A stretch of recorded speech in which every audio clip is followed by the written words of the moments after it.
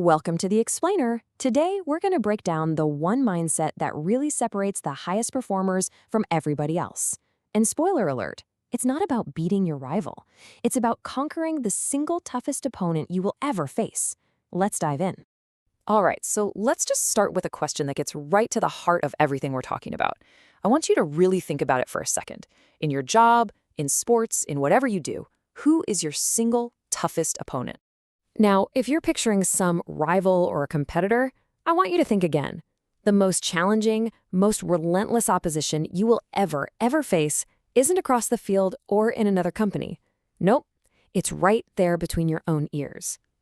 The real battle is always, and I mean always, you versus you. And here's the thing about that battle. It's not some big one-time event. It's a fundamental choice you have to make every single day. The moment your alarm goes off, you're faced with the exact same question. Who are you going to be today? Every morning, this is the decision. Are you going to be the fighter? The person who steps up, who looks a challenge right in the eye and says, let's go. The one who takes responsibility. Or are you going to be the victim? The person who kind of lives below the line, making excuses, blaming other people, always looking for the easy way out. That one choice pretty much dictates your entire day. So, how do you actually choose to be the fighter? Well, top performers don't just hope for it. They operate from a really clear framework, and it's built on 3 foundational questions they are constantly asking themselves. And here they are. It's a simple progression. First, you need total clarity. What do you really want? Not what you think you should want, but what do you want? Then, you got to test that desire. How badly do you want it? Is it a nice to have or a must have? And then comes the reality check, the one that truly matters. How much are you willing to suffer for it? Because that right there is the real measure of your commitment. And that third question, that's the whole game. Because this quote just nails it. Achieving anything great comes with a price tag. The best of the best don't just stumble into success. They pay that price every day with harder work, more commitment, and a willingness to handle all the ups and downs that come with it. Okay, so let's say you've answered the questions, you're ready to pay the price. Now what? What are the actual tools you need to build that mental armor, to forge that unbeatable mindset you need to win the daily battle? It really just boils down to focusing on what you can control. And there are 3 big ones. You control your attitude, the mindset you bring to every single situation. You control whether you take ownership, that's absolute responsibility. And you control the work you put in when nobody's watching, that's meticulous preparation. And what's so powerful here is the difference between a gift and a choice. Look, talent, that can be something you're just born with. But attitude, that's a choice. And it's a choice anyone can make, any day of the week. Honestly, there are so many athletes out there with B+ talent who win championships because they bring an A+ attitude. That choice is available to all of us, right now. And at the absolute core of that choice is responsibility. It's like the ultimate antidote to the thousands of excuses that can hold you back. I mean, think about it. As long as it's someone else's fault, you're a victim. You're powerless. But the second you take total responsibility, bam, you get all the power back to learn, to adapt, and to move on.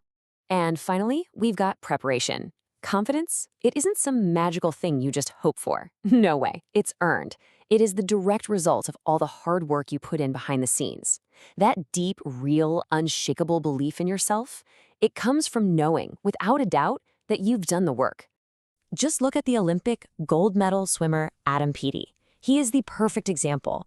The guy gets to the pool at 6 a.m. and before he even hits the water, he says this to himself. Then he does it all over again in the evening. He's not training to compete. He's training to dominate. So when the race comes, winning just feels like the natural outcome because he knows he's outworked everyone. But let's be real. Even with the best attitude, even with all the preparation in the world, you are going to have setbacks. It's just guaranteed. So what happens when you fall flat on your face? How does a fighter process failure? This is just a fundamental truth of life, right? The path to anything worthwhile is, by its very nature, difficult. Being a champion, building a great career, having a strong relationship, it's all hard. And because it's hard, there will be times when you fall short. There's this incredible story about a young Kobe Bryant back in his very first year as a pro that just perfectly captures this fighter's approach to failure. So picture it. It's the NBA playoffs, the game's on the line, and this young superstar has 3 chances to be the hero. And he misses. Every single one. They lose the game.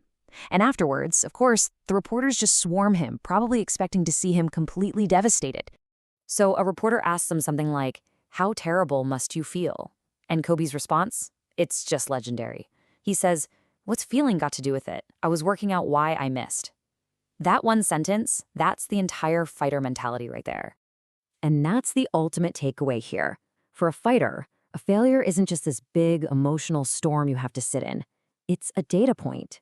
Yeah, the emotion's there, but a fighter quickly moves past it to analyze the why.